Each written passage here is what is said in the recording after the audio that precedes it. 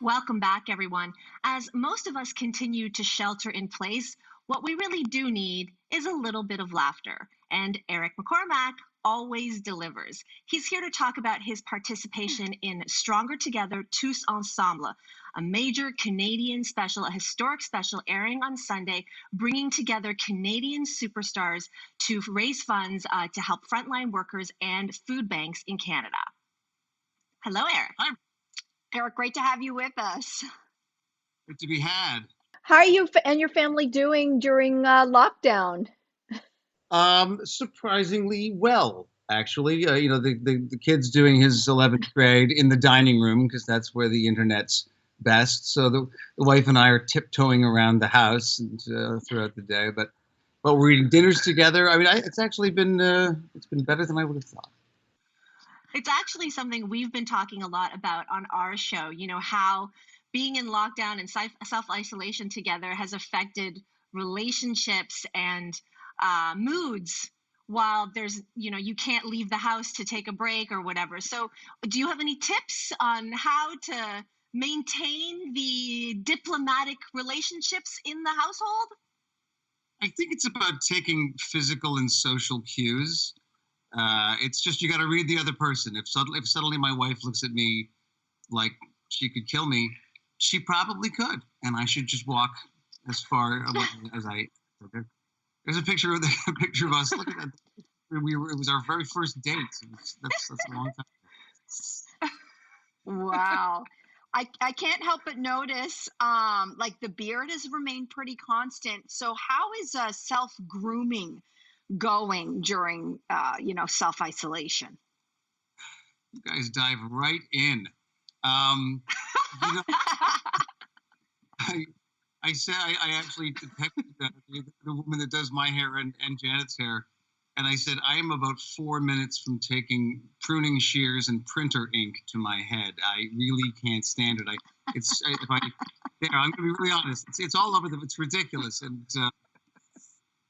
it's I don't know. Yeah, it's you do the best you can.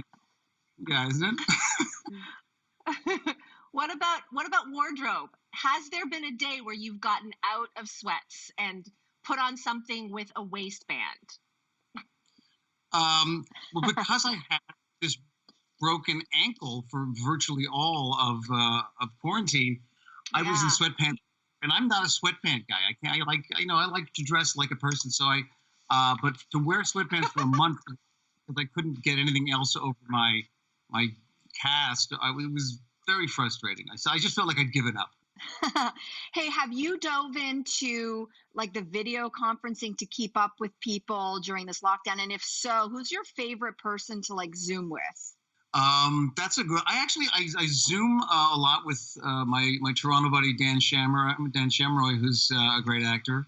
A lot of my buddies in Vancouver, we'll dine together, and I have a group of guys here that we would dine about once a month, and we were going through withdrawal without it. Okay, let me dive in here, Eric. You're a Canadian living in LA during the lockdown. Is there any unique perspective that you can pass along to us as to how that experience is going? Yes, we should have got to Canada. That's how that's going. And we almost really like for reals? For reals? We were coming up there to see. We were going to take the kid on a bit of a college trip. We were going to see U of T and McGill, and then we were going to end up where we live when we can, which is Vancouver. And then I broke my ankle. The borders were closed, and the next thing you know, we're here. So just to watch how beautifully Canada and the premiers and the Prime Minister have dealt with everything compared to the three-ring circus we have down here is eye-opening. Well, let's talk about, you are in LA, and in LA, the business is trying to continue in terms of the creative industry, in terms of television shows and film. You were talking about Zoom earlier, and we've seen how, for example, writers' rooms are taking place on Zoom right now to come up with content so that as soon as lockdown is lifted, people can get back to work. But how do you think what we're going through over the last few weeks will affect the film and television industry? Well, I mean, that's what everybody is talking about whenever we're on these Zooms. I have a couple of projects in development, one of which is very much intended for Canada. Um, and we're Zooming and we're writing and developing, but we all know that some of these things are big, and you can't start anything pre-production wise even till we can all be in a room together, let alone a crew filming something. So I think it's going to be a long time for sort of the bigger, more ambitious projects. But I started dreaming up last week an idea that was strictly for Canada, where I thought, what is something that I could do quickly, that I could just go to one of the networks there and say, let's get this up on its feet now that we're allowed to. So I think there's going to be a real mix of the other projects taking a while, but a lot of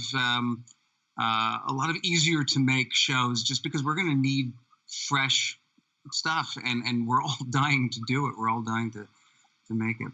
Speaking of shows, Will and Grace has come to an end for good this time, but it is coming to an end for a second time. Is this any different than the first goodbye? I think they were very different for most of us. For me, it was different because I think I was just more present.